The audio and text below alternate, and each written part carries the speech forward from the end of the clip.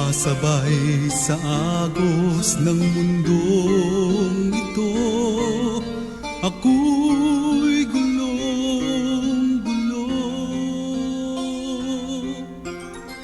Tuburan sa panalangin. Kini nga programa gimugna sa East Coast Gospel Mission. Alas 6 hangtod alas 6:30 matag adlaw. Aron ikaw matabangan nga maangkon ang tinuod nga kalipay, katagbawan ug kasiguruhan sa kinabuhi ug nga kahatagan sa kasulbaran ang naghingapin nga mga kabalaka, problema, mga pangutana nga sa dugay ng panahon nakahasol pag-ayo kanimo. Busa paminaw ug sa Dios ikaw panalanginan. Maayong adlaw na usab sa tanan. Salamat sa Dios sa makausapa tungod kay siya naghatag kanato og dugang nga oportunidad na makahimo kita diha sa pagbasa o pagpamalandong sa iyang balaan nga pulong. Magatungyan una kita diha sa Ginoo pinaagi sa pagampo sa ato nga pagpadayon o pagsugod karon. Kanimo Dios nga labing gamhanan nagapasalamat ug nagadayeg na usab kami diha kanimo sa oportunidad kay mong gihatag na usab gitugot nimo kanamo nga ang imong balaang pulong among padayon mabasa ug mapamalandungan.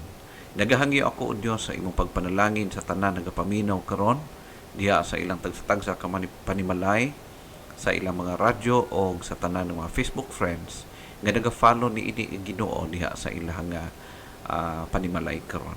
Nagahangyo ako sa imong balaang panalangin o sa imong pagpakinuban sa tibuok nga buhaton karon nga adlaw. Dalaygon ka sa way katapusan. Kini akong gitungyan diha kanimo in Jesus name. Amen. Daghang salamat sa higayon nga gitugot na usab sa Dios kanato ang tanan nga adlaw, oras ug minuto sa atong kinabuhi kining tanan grasya sa Dios. Og pribilehiyo nato nga makahimo kita sa sugod sa atong adlaw pinaagi sa pagpamalandong diha sa pulong sa Ginoo. Og dili karong higayon padayon kita sa pagtuon sa libro sa Episo chapter 2 no. So aniya kita sa chapter 2 verses 1 down to verse 3 sa ato nga pamalandong and ato makaplagan sa ato ang panagisgot dinhi once did in sin, made alive by grace for good works. Mao kini ang kahimtangan nato in the sight of God based sa panlantaw ni Apostol Pablo, based sa iyang understanding concerning sa gihimo sa Dios sa ato nga kinabuhi igala. Tanan nga nagtuo kay Kristo, nagsalig kay Kristo ug nagtugyan sa ilang kinabuhi kay Kristo.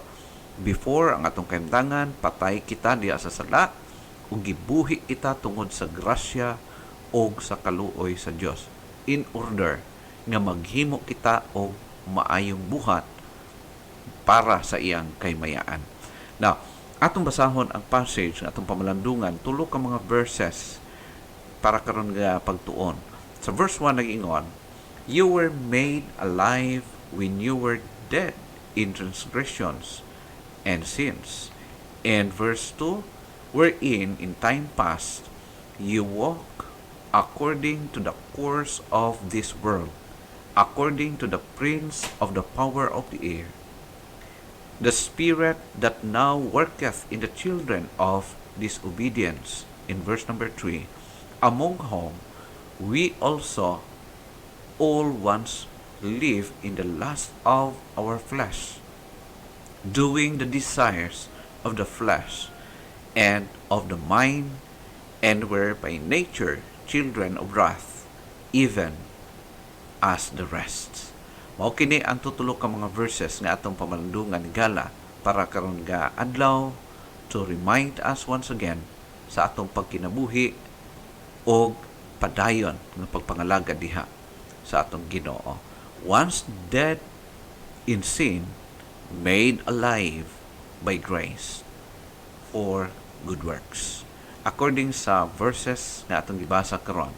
Now, ang word din nga dead refers to spiritual deadness, spiritual depravity or capacity. Spiritually speaking, ang ato nga kapasidad dili gyud makaabot sa standard sa Ginoo. Kung maghisgot kita og righteousness, hinumdum mo na ito igala, nga naghisgot ang Diyos sa iyahang requirement alang kanato is 100% righteousness. But the problem is, nobody nga maka-achieve, makaabot ni ana nga maong standard perfectly tungod kay kitang tanan na disabled because of sin. I do not say nga wala na taong makahimo og maayo o good works. Makahimo siya og good works, but when we talk about righteousness nga according sa standard sa Ginoo, 100% righteousness, di gyud maabot sa tao because he is dead in sin according sa pulong sa Ginoo. Now, man by nature, he is sinful. We are all sinful by nature. Now, kung imong tan-awon higala ang pulong sa Ginoo sa daang tugon sa Book of Genesis, ato makita originally ang tao gihimo sa Dios sinless siya, perfect siya in the sight of God. Pero ang atong unang ginikanan nga mao si Adan ug si Eva nakalapas sa boundary, no? So na-miss nila ang kabubuton sa Ginoo, nakasala sila o nahimo silang patay or hugaw diha tubangan sa Dios. That's why nagikan sa kay Adan o kang Eva sa dihang nanganak sila, nagliwat sila, ato makita nga ang tanan nilang mga kaliwat dipiktuso sila by nature because kung ano ang puno, siya rin ang bunga atong hinumdumon. So tungod sa sala ni Adan ug ni Eva, kitang karon apektado tanan. So naturally, generally speaking, man by sin sinful in the sight of God. Man by capacity disabled. Okay? Mao kana ang atong kahimtangan theologically.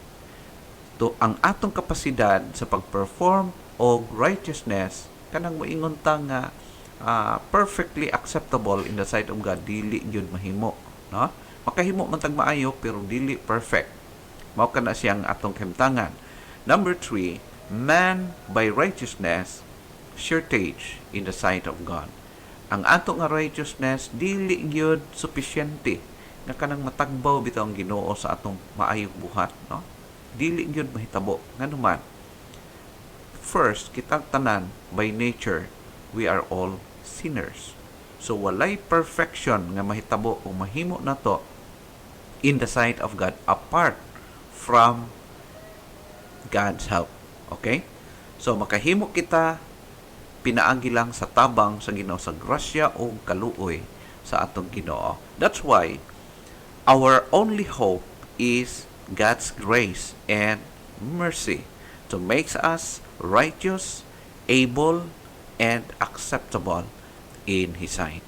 Apart from the grace and mercy of God, apart from God's own working sa atong kinabuhi, we are unrighteous, we are unable, and we are unacceptable in the sight of God. Mao kana siya ang pagtan-aw nato based sa pulong sa Ginoo. That's why nagkinahanglan gyud ta og tabang og panalangin og enablement gikan sa Ginoo pinaagi sa balaan nga espiritu. Why once dead in sin, made alive by grace for good works. Ngano man, nganong ningon ana man. Now, ato makita ngano man, it's because we inherited Adam's spiritual deadness. Mao kini siya ang pinakarason because we inherited Adam's spiritual deadness. Mao kini ang makita nato sa Ephesians chapter 2 verse 1 down to verse 3, no? So dili na chapter 1 but chapter 2 atong ginatutukan karon. Now, according to verse 1, you were made alive when you were dead in transgressions and sins. Klaro kaayo ang gisulti ni Apostol Pablo. Ha? Ingon pa siya dinhi, you were dead before kita mga patay tungod sa atong pagkadautan o pagkamakasasala. Ha? So, ato makita nga si Apostol Pablo, wala siya nasipyat dinhi, wala siya nakuratan. But ang statement ni Apostol Pablo, gisulti niya base sa panlantaw sa Dios sa human race o kanatong tanan. Nga kita siguro karon nakakaplang kita og kapasayloan kaluwasan di sa Ginoo, but ingon si Apostol Pablo, before, no? you were dead in transgressions and sins. So mao kini atong kahimtangan before, patay kita tungod sa atong pagkadautan pagkamasala o sa atong kahimtangan unable in the sight of God. Mao kana to makita. O gani pa kung imong tan-awon si King David, naghatag siya og clear usab nga statement concerning kung kanus-a nahimong makasala kita. Kanus-a man nagsugod ng himo kitang makasala. Ingon si David, behold, in Psalm chapter 51 verse 5, behold, I was shapen in iniquity, and in sin did my mother conceive me. So ato makita, clear kaayo ang understanding ni King David nga gi-claim niya o gi-amin niya tubangan sa Dios, nakita niya, nasabtan niya nga siya, ingon pa siya dinhi, I was shapen in iniquity, and in sin did my mother conceive me. And assuming nga ikaw karon nagapaminaw, nakabalo ka kung unsa ang kinabuhi ni David. Of course, itawag siya nga usak siya ka special nga tao, tubangan sa Ginoo, gumikan sa ihang kaluoy ngadto kay David, o gani pa giila siya sa Dios nga murag elevate ang ihang kahimtangan. Kung kumbaga dikit kayo siya sa Ginoo kung tawagon. Pero ato makita nga nakasala gyapon o nasipyat gyapon si David, nagpakita kanato nga wala gyoy perfect ng mga tao. Mo na ingon siya, pag-acknowledge niya, I was shapen in iniquity, and in sin did my mother conceive me. Kanus siya nagsugod nga naa na siya niining makasasala nga natural or nature, sinful nature. Ingon siya, my mother conceive me. Sa dihang gisabak pa ko, diha pa kustiyan sa akong mama, naumol ako tungod sa sala. But pasabot, nakaangkon usab siya sa sala nga panulundon. Okay? Mao ka na siyang kahimtangan hingala. That's why, bisan unsa og amping, bisan unsa og bantay, masipyat gyud ang tao. It's because nature niya nga makasasala in the sight of God. Now, sumala pa ni Apostol Pablo in the New Testament, nag-ingon siya sa Romans chapter 3 verse 23, for all have sinned and come short of the glory of God. So when we talk about glory of God, righteousness of God, we are unable to attain sa 100% righteousness. We cannot glorify God by our own effort alone. Okay? So, mao ka na siyang kahimtangan tungod kay kita na naata sa spiritual nga dilemma sa atong kinabuhi. Shortness sa ato nga maayong mga performances. Okay? Klaro nga gisulti, we are spiritually dead. Spiritually dead. Unable, unacceptable in the sight of God. We are separated from God. Okay? Mao na ingon siya din nga tungod sa atong pagkamakasala, na separar kita in the sight of God. O sugod ka na sa atong ginikanan, unable to have fellowship with God. Okay? Makaampo man siguro ang tao, makahangad maglangit, labi nagmulinog og kusog, labi nagnaay mga kalamidad nga di nagin mapunggan, muhangad na Ginoo, musangpit og Ginoo, pero dili na mao ang gi-refer. Ambot pasabot, unable yun ang tao nga muhimo siya og kana ginatawag genuine nga fellowship with God apart from the help of God. Now, nga naman, unsang klase nga kinabuhi nga atong gikinabuhi before? Okay? What kind of life we used to have before? Unsang klase man ang kinabuhi na kita? A life in the sphere of rebellion against God. Mao kana siyang kinabuhi na kita sa una. O kung honest ikaw, honest kitang tanan, muangkon kita nga ingon ani bitaw atong kinabuhi sa una. No, unsang klaseng kinabuhi? A life in the sphere of rebellion against God. Huh? We walk according to the style of this world. Okay? Naglakaw kita, nagkinabuhi kita, sumala sa stelo ni ining kalibutan na. Sumala sa Ephesians chapter 2, verse number 2, nag-ingon, wherein in time past you walk according to the course of this world, according to the prince of the power of the air, the spirit that now worketh in the children of disobedience. Ingon siya, you walk according to the course of this world. Mao kini ang gisulti ni Apostol Pablo, wherein in time past. Mao kana ang kahintangan nato sumala ni Apostol Pablo. In fact, unsang klaseng estilo atong gina-follow? Ingon pa sa 1 John chapter 5 verse 19. Ingon si John, we know that we are from God and that the whole world lies under the control of the evil one. Klaro kayo ang understanding ni John based sa gipadayag usab sa Ginoo kaniya. Ingon siya, the whole world lies under the control of the evil one. It means to say nga ang kalibutan, ang estelo, ang system sa atong kalibutan under sa influence sa devil. Mao kanang klarong gisulti. Number 2, we walk according to the will of the devil. Okay? Dili lang sa stelo ni ining kalibutan na nga under influence of the evil one, but also, number 2, we walk according to the will of the devil. Okay? Naglakaw according sa kabubuton sa devil. According sa verse number 2 gihapon, nag-ingon siya, wherein in time past, you walk according to the prince of the power of the air. Klaro kayo. And I believe nga si Apostle Pablo anaa siya'y clear kayong understanding during this time. Nag-ingon siya, you walk according to the prince of the power of the air. Okay? Gisunod ang kabubuton o ang pagbulutan sa kagamhanan ining kapanahunan. And number 3, we walk according to the control of the evil spirits. Okay?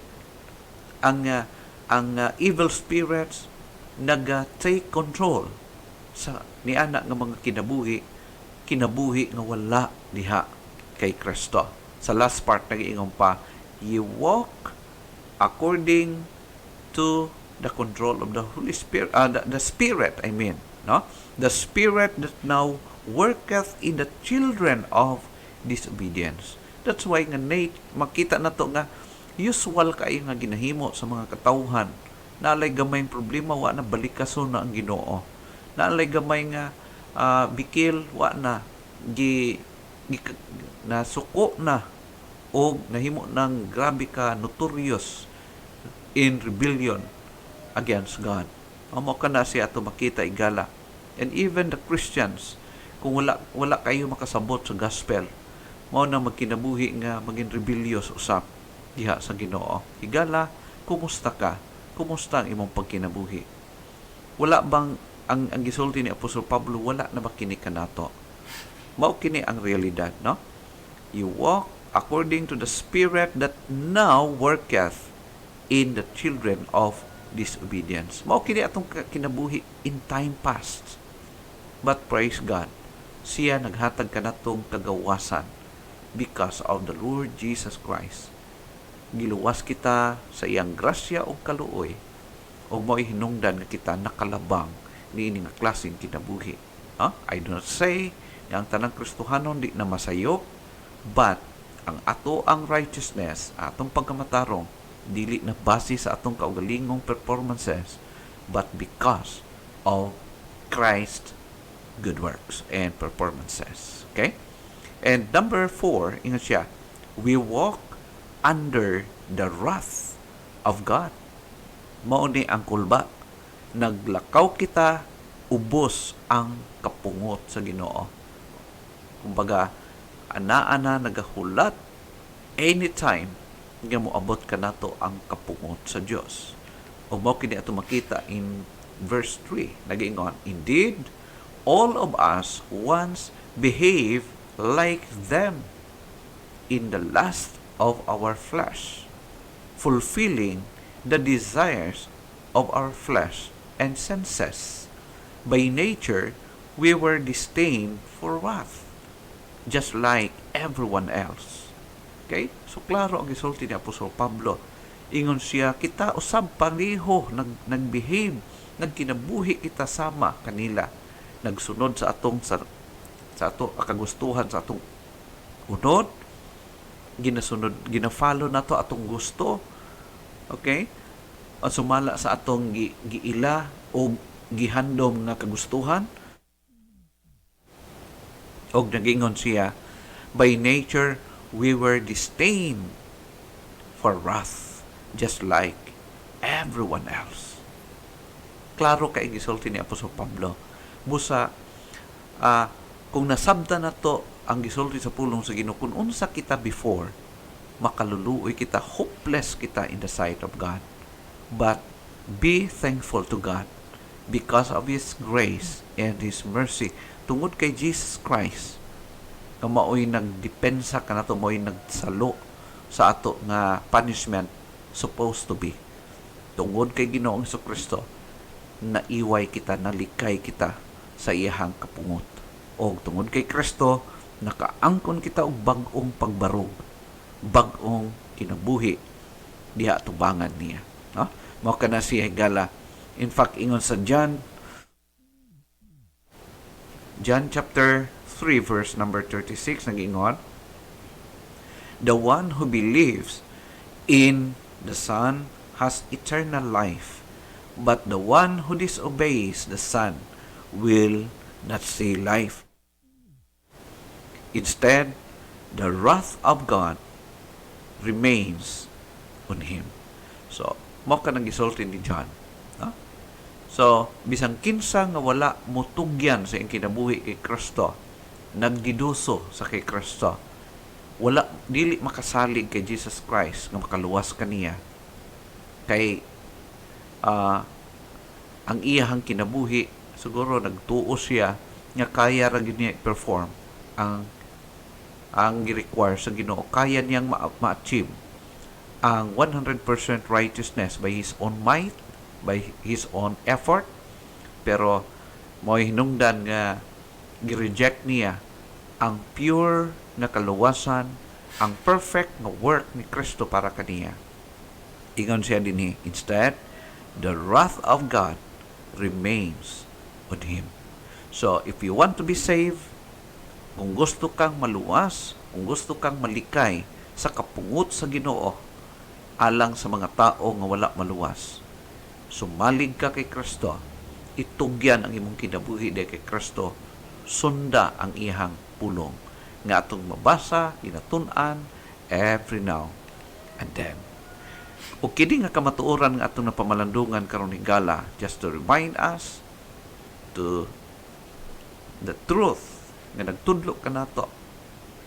This truth teaches us to remain humble toward God and toward man at all times.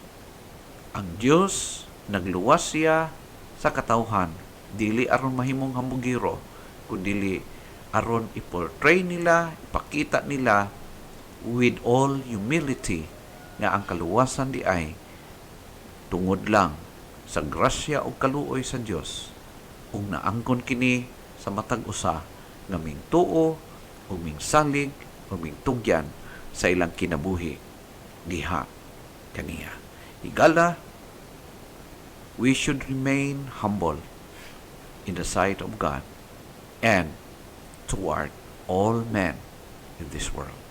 We are saved by the grace of God, by the mercy of God, in order to proclaim the free salvation by Christ alone. Hinaot pahigala nga gipanalanginan ka sa pulong sa Ginoo karon, o padayon kita sa pag-alagad sa Ginoo, padayon ta sa pagbuhat sumala sa gusto sa Dios nga atong buhaton pinaagi sa kusog o sa iyaha nga enablement sa atong kinabuhi. Ang Dios magapanalangin kanatong tanan. Daghang salamat sa inyong pagpaminaw. Hangtod sa sunod nga higayon, padayon kita sa pagpamalandong.